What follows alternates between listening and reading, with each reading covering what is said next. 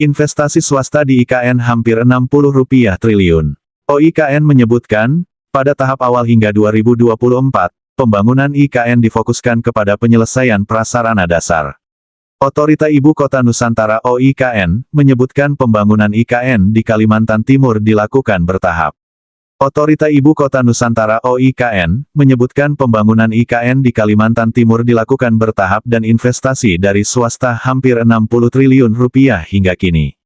Hal itu disampaikan Deputi Sosial Budaya Pemberdayaan Masyarakat OIKN Alimuddin pada ASN Festival 2024 di Jakarta, Sabtu, tanggal 3 Agustus tahun 2024. Investasi dari swasta itu hampir Rp60 triliun. Jangan banyak lihat yang hoaks-hoaks bahwa ini akan mangkrak, ini pembangunan tidak ada, investasi tidak ada. Jadi semua itu saya pastikan tidak benar, ujar dia. Alimuddin menuturkan, pada tahap awal hingga 2024, pembangunan IKN difokuskan kepada penyelesaian prasarana dasar antara lain air minum, jalan tol, pusat perbelanjaan, dan beberapa fasilitas umum lainnya seperti rumah sakit dan pendidikan. Investasi swasta yang terlibat diantaranya pembangunan hotel, perumahan, mal dan lain-lain termasuk sekolah, kata dia.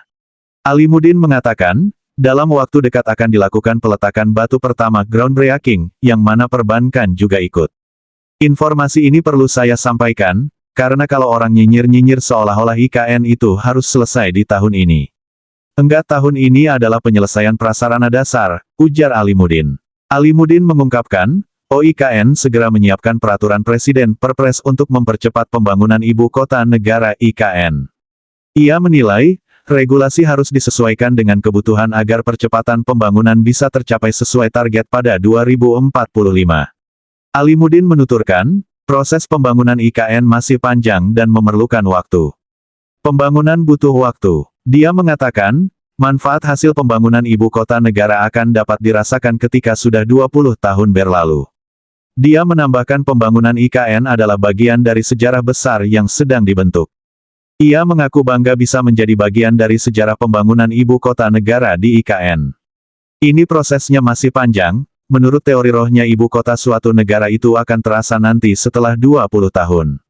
Teman-teman semua nanti akan menikmati, kami hanya menjadi bagian histori the making-nya ibu kota Nusantara, tutur dia. Alimuddin juga mengungkapkan pada tanggal 17 Agustus akan diadakan upacara HUT ke-79 RI pertama di IKN. Selain itu, sistem transportasi lokal yang akan digunakan di IKN akan berbasis tanpa awak, dan digitalisasi menjadi aspek penting dalam pengembangan kota. Sebelumnya, tepat 2 pekan dari hari ini, Presiden Joko Widodo, Jokowi, dan jajarannya akan melaksanakan upacara HUT ke-79 pada tanggal 17 Agustus tahun 2024 mendatang. Jokowi juga sempat menjajal untuk berkantor di IKN selama 3 hari, dengan bermalam di kantor Presiden yang dinamai Istana Garuda. Selain kantor Presiden, Menteri Pekerjaan Umum dan Perumahan Rakyat PUPR, sekaligus PIT Kepala Otorita Ibu Kota Nusantara OIKN, Basuki Hadimuljono memastikan kesiapan infrastruktur dasar di IKN menjelang pelaksanaan upacara HUT RI pada tanggal 17 Agustus tahun 2024. Pertama untuk konektivitas, Menteri Basuki mengatakan akses menuju kawasan inti pusat pemerintahan KIP IKN dari Balikpapan dapat melalui Jalan Tol Balikpapan Samarinda Kem 11 Exit Gate Karangjoang. Kemudian melewati Jalan Nasional Akses TPK Karyangau dan Tol IKN Fungsional, Seksi 3A-3B-5A Jembatan Pulau Balang Panjang. Di total jarak rute tersebut sepanjang 88 km dengan waktu tempuh sekitar 90 menit.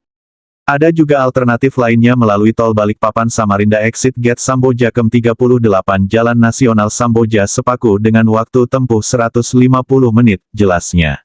Jaringan jalan. Jembatan sepanjang 512 meter yang mulai dibangun pada Januari tahun 2024 lalu, posisinya berdampingan dengan jembatan lama dengan progres mencapai 83,4%. Jaringan jalan di dalam KIP dengan kondisi aspal sepanjang 7 km serta jalan kerja yang sudah dipadatkan. Sebagian jalan, Sumbu Barat, Sumbu Timur, Feeder Grande, sepanjang 4.510 meter, di sekitar tempat upacara siap digunakan untuk melayani art. Sementara, akses menuju Istana Negara dan Istana Garuda dapat melalui Jalan Sumbu Barat, 1980 meter, Jalan Feeder Grande di Gerbang Istana, 430 meter, Jalan Sumbu Timur, 2100 meter, Jalan Feeder Lingkar Sepaku 2, 550 meter, akses tol 6C dan Bundaran Sumbu Barat dan Timur, 576 meter, jalan menuju Istana Negara dan Istana Garuda yang akan fungsional sepanjang 1260 meter dan semua jalan tersebut sudah dengan perkerasan aspal. Istana Negara, lapangan upacara, serta podium siap digunakan untuk kegiatan upacara tanggal 17 Agustus. Prasarana Istana Negara sudah dipersiapkan dan Istana Garuda progresnya juga sudah 95%. Saat ini keduanya dalam tahap pemasangan furnitur dan ditargetkan semua bersih rapi pada tanggal 10 Agustus. Terang Basuki.